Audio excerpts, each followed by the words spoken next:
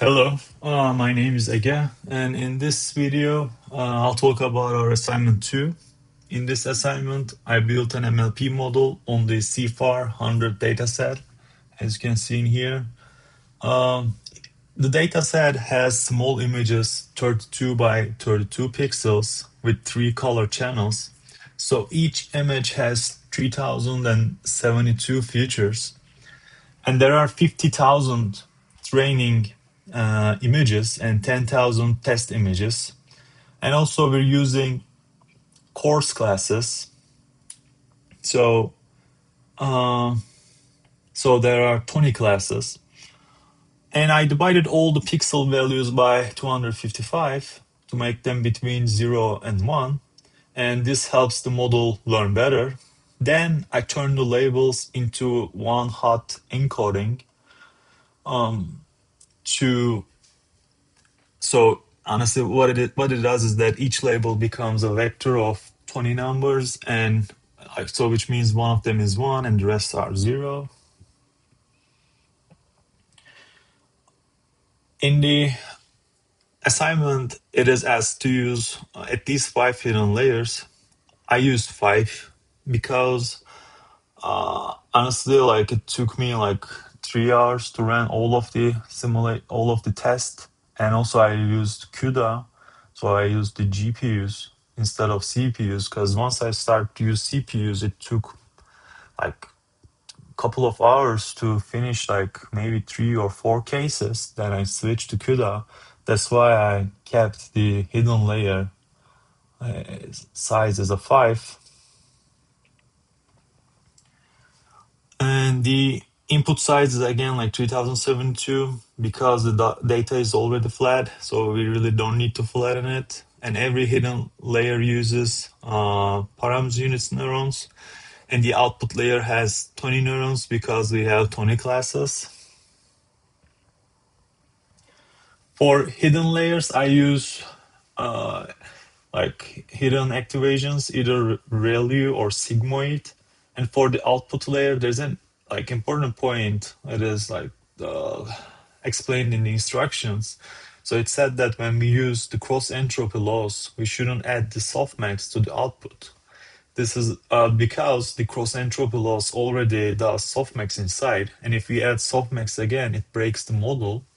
So when the loss is categorical cross entropy, I skip the output activation and pass raw logits. And when the loss is MSE, I apply the output activation normally.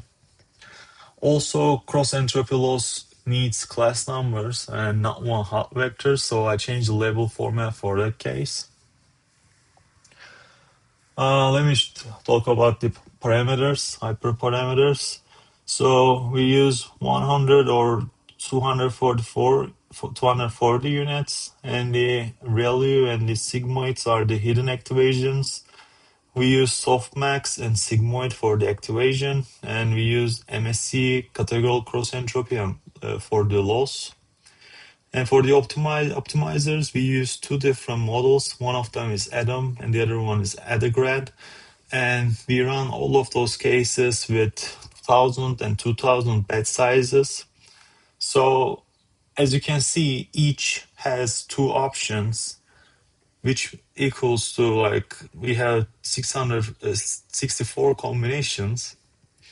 For each one, the model trains from scratch for 200 epochs, and then I save the results. I can show you the results in here. Again, I use CUDA because it took me so long to run a couple of cases with the CPU.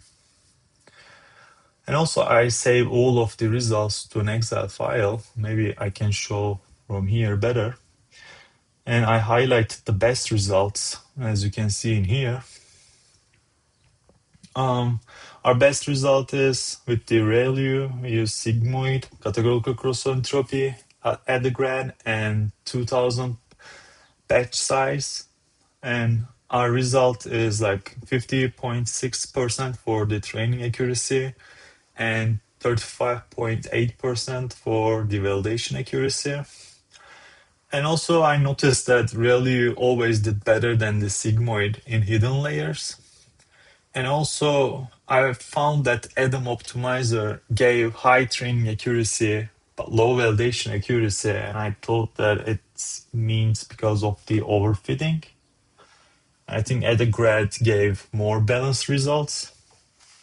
And also I know the results or accuracy seems quite low, but in the instructions, it said that we shouldn't expect high accuracy because MLP models are not good with the images. So I think 35% is quite reasonable result. This is the end of the video. Thank you for listening to it.